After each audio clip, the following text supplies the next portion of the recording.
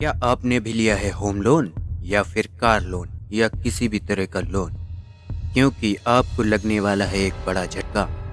जी हाँ, RBI repo ने EMI चुकाने वालों को बड़ा झटका दे दिया। रेपो रेट बढ़ने से भरनी पड़ेगी ज्यादा राशि। आरबीआई ने रेपो रेट को 50 बेसिस पॉइंट से बढ़ाकर 5.9% कर दिया है। रेपो रेट बढ़ने से सारे लोन महंगे हो जाएंगे। दरअसल रेपो रेट वो दर होती है जिस पर आरबीआई दूसरे बैंकों को कर्ज मुहैया कराती है। इसके विपरीत रिवर्स रेपो रेट उस ब्याज दर को कहते हैं जो आरबीआई के पास पैसा रखने पर केंद्रीय बैंकों को देती है। आरबीआई गवर्नर की 3 दिनों तक चली एसएमपी की बैठक के बाद रेपो रेट को बढ़ाने का ऐलान किया है। आरबीआई ने रेपो रेट में 0.50% की बढ़ोतरी का ऐलान किया है। अब आरबीआई की रेपो रेट 5.40% से बढ़कर 5.9% हो गई है। इससे पहले आरबीआई ने अगस्त में रेपो रेट को 50 बेसिस पॉइंट की बढ़ोतरी की थी।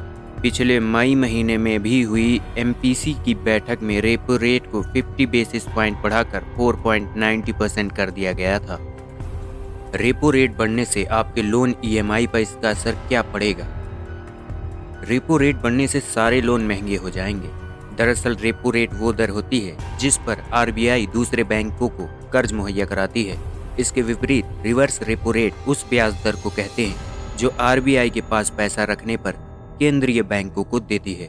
इसलिए आमतौर पर यह माना जाता है कि अगर आरबीआई रेपो रेट घटाएगा तो बैंक ब्याज दर कम करेंगे और अगर आरबीआई रेपो रेट बढ़ाता है तो बैंक ब्याज दर बढ़ाएंगे। इससे आम आदमी को मिलने वाला लोन महंगा हो जाएगा। मान लीजिए किसी व्यक्ति ने 6.5% की दर पर बैंक से 10 लाख रुपए का लोन लिया 20 साल के लिए। उसके लोन की ईएमआई फिलहाल 7,456 रुपए होगी। इस तरह उसे 20 साल में बैंक को 6.5% की दर से 7,89,376 रुपए ब्याज के चुकाने होंगे।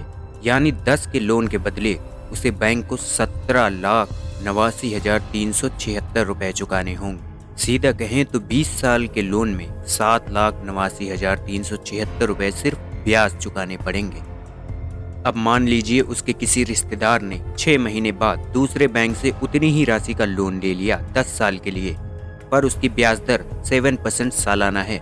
इसका कारण है कि बीते 6 महीने के दौरान केंद्रीय बैंक ने रेपो रेट में 50 बेसिस पॉइंट की बढ़ोतरी कर दी है।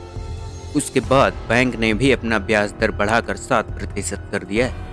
मान लीजिए उस व्यक्ति के रिश्तेदार के महीने की ईएमआई समान राशि के लोन के लिए नई ब्याज दर के अनुसार 7,753 रुपए है, यानी कि पिछले वाले की ईएमआई से 297 रुपए ज्यादा। इस स्थिति में इस व्यक्ति को 10 साल तक बैंकों को 7% की ब्याज दर से कुल 18,60,717 रुपए चुकाने होंगे, जो कि पिछले वाले व्यक्ति के लोन की राशि से 71,000 रुपए ज्यादा हैं। आप इन तस्वीरों में बाकी की जानकारी देख सकते हैं। ये आंकड़े अनुमानित हैं, इनकी गणना बैंकों के ईएमआई कैलकुलेटर पर की गई है। इसलिए आरबीआई की ओर से ब्याज दर बढ़ाने का यह तय हो गया है। आने वाले समय में आपके लोन की ईएमआई बढ़ने वाली है। अगले कुछ दिनों में बैंक अपने ब्याज दर बढ़ाने की घोषणा कर सकते हैं।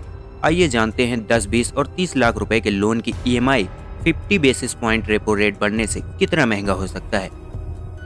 हालांकि फिक्स्ड ब्याज दर पर जिस व्यक्ति ने लोन लिया है उसको चिंता करने की कोई ज़रूरत नहीं, क्योंकि आपने फिक्स्ड रेट पर बैंक से लोन लिया है तो रेपो रेट बढ़ने से आपको चिंता की कोई ज़रूरत ही नहीं। इसका असर केवल वेरिएबल दरों पर लिए गए कर्ज पर ही पड़ेगा। फिक्स्ड रेट पर लिए गए लोन पर आगे होने वाले उतार चढ़ाव का असर ब्याज दरों पर नहीं होता है। वहीं वेरिएबल ब्याज दरों पर लिए गए लोन में बदलाव हो सकता है।